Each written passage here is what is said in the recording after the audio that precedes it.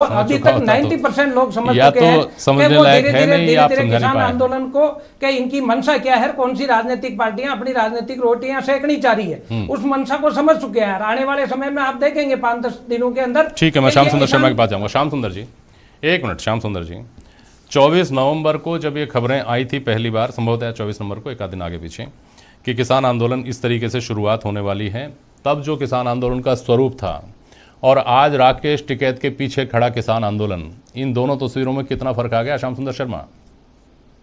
JP Sharma ji, आपने सही कहा कि अब ये आंदोलन सामूहिक रूप से नहीं हो पा रहा, खंड खंड में अलग अलग हिस्सों में बट गया है।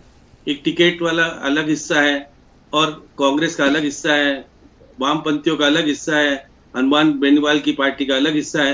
तो जिस प्रकार से केंद्र सरकार चाहती थी और जो कुछ करना चाहती थी, आप देखिए पार्लियामेंट आ गई, पार्लियामेंट में डिस्कस कर लिया, वहां कोई निर्णय हो नहीं पाया। प्रधानमंत्री ने कहा हम बातचीत करने के लिए तैयार हैं।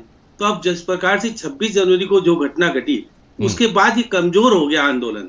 जिस प्रकार से आंदोलन पूरे देश में जिसको सिंपैथी मिल रही थी, लोग उनको कह रहे थे कि हाँ किसानों के साथ अन्याय हो रहा है, लेकिन जब 26 जनवरी वाले घटना हुई उसके बाद इस आंदोलन को जिस तरह से प्रभावी होना चाहिए था, नहीं हो पाया। आज देखिएगा जिस प्रकार से आप देखेंगे कि पंजाब में कुछ स्थिति देखने को एक बात बताइए, वहां पर एक मिनट रुक रहा हूँ आपको बीच में, एक मिनट याद हो सर, एक मिनट याद हो सर, एक मिनट सर, प्रभावी नहीं है ये आंदोलन, एक मिनट। कैसे प्रभावी होती है, इसकी क्या परिभाषा होती है प्रभावी होने की? श्याम सुंदर जी, कि इससे पहले ये किसानों का आंदोलन था और 26 जनवरी के बाद में क्या ऐसा नहीं है, कुछ लोग ये मानते हैं कि ये और ताकतवर हुआ है चूंकि अब इसे एक किसान वर्ग का समर्थन मिलने लगा है। जाटों के बारे में कहा जाता है कि हरियाणा, राजस्थान और पश्चिमी उत्तर प्रदेश और इन सब एरियाज़ में जो है, जो राजनीतिक रूप से बहुत मजबूत लोग हैं, वो अब इसके पीछे खड़े हो गए हैं। तो ये आंदोलन दूसरी शक्ल में पहले से कहीं ज़्यादा ताकतवर हो गया है। श्याम सुंदर शर्मा, देखिए जेपी शर्मा जी, आप रेल रोको आंदोलन हुआ, रेल चली नहीं रही है। आज आंदोलन की स्थिति आप देखें, पंजाब में 15 जिलों में 21 जगह पर रोकी गई रेल, हरियाणा में देखें तो 80 जगह पर रोको गया, यूपी की स्थिति कमजोर थी, बिहार में और कुछ मेट्रो, और राजस्थान के 6 जिलों में इसका प्रभाव पड़ा, जयपुर में कुछ पड़ा। कांग्रेस तो कल अपना पैदल मार्च कर रही है, वो आज इस आंदोलन में शामिल नहीं थी।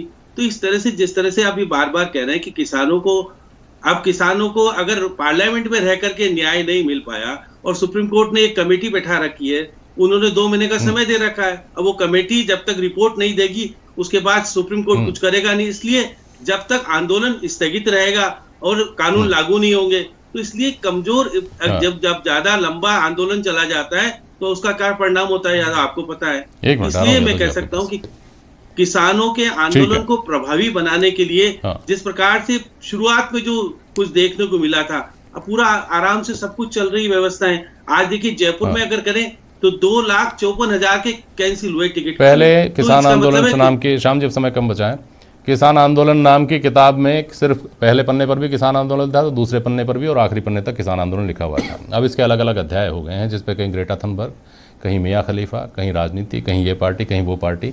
क्या ऐसा नहीं है? यादव साहब बहुत संक्षेप में आप बोलिएगा, 30-30 सेकेंड है, मैं तीनों मेहमानों से आपकी टिप्पणी ले लेता हूँ, संक्षेप में बोलिएगा। आंदोलन के अलग अलग चरण होते हैं और इतना लंबा आंदोलन चलना ये कोई छोटी बात नहीं है, इसमें बहुत बड़ा नैतिक ताकत है, तभी इतना बड़ा आंदोलन चल रहा है। मैं सबसे बड़ा जो मुझे लग रहा है ना कि ये बात की किसान की आमदनी दुगनी कर देंगे, कितना आंखों में आंखें डाल के झूठ बोलते हैं। आंकड़े बता सकते हैं पिछले 6 सालों में कितनी थी जो कितनी हो गई है। ये तो सरासर मतलब होता है कि सीधी सीधी जो बात, एक सिंपल किसान चलेगा आपका, और इस बीच फिर से किसी दिन बहस रखेंगे। सुनील जी, खासतौर पर आप तो पदयात्रा निकालने वाले हैं, तो आपको दोबारा आमंत्रित करूंगा। समय आज समाप्त हो गया। समय एमएसपी गारंटी कानून बनाने को कौन इलॉजिकली कह सकता है? ठीक है, एक सिंपल गारंटी आपने बहुत शुक्रिया आप सभी का खास ट्रेंड डिबेट में शामिल होने के लिए। यादव साहब आज के लिए बस इतना ही, तब सत्ता में नहीं है, आप अपनी बात कीजिए ना।